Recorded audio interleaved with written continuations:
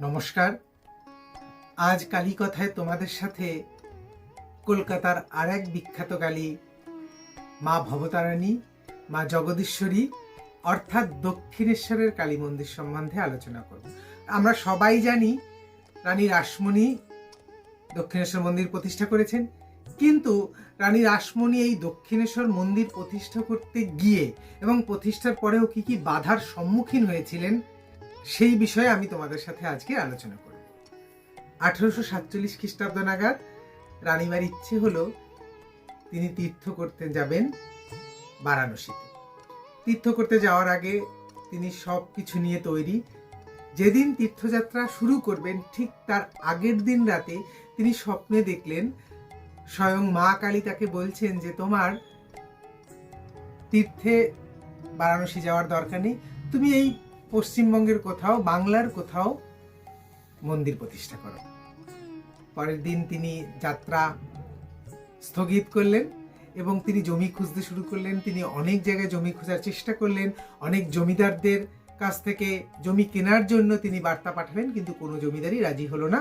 অবশেষে গঙ্গার পূর্ব পারে তিনি দক্ষিণেশ্বর নামক জায়গায় জমি খুঁজে পেলেন। 1848 থেকে 1855 খ্রিস্টাব্দের মধ্যে তিনি মন্দির তৈরি করলেন। মন্দিরে মা কালীর মূর্তি বানালেন এবং মূর্তি বানালেন নবীন ভাস্কর।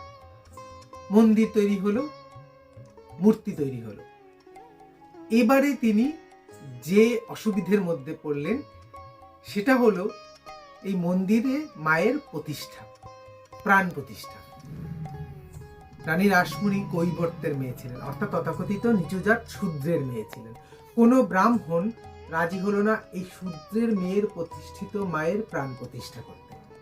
তিনি বিভিন্ন ব্রাহ্মণের কাছে বার্তা পাঠালেন, কিন্তু কোনো ব্রাহ্মণ রাজি হলো না তার মন্দিরে মায়ের প্রাণ প্রতিষ্ঠা করার জন্য। এরপরে তিনি খুঁজে পেলেন রামকুমার চট্টোপাধ্যায়কে, অর্থাৎ শ্রীরামকৃষ্ণের দাদাকে।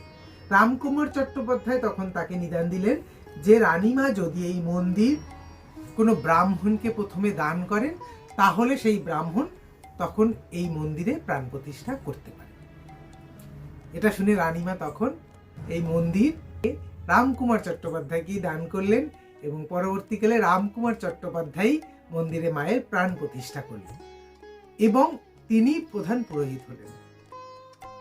তার অবর্তমানে তার ছোট ভাই তখন মায়ের পুজোর ভার নেয়, অর্থাৎ শ্রীরামকৃষ্ণ এই দক্ষিণেশ্বরের মন্দিরের প্রধান পুরোহিত হলেন এবং স্বয়ং মাকে লাভ করলেন।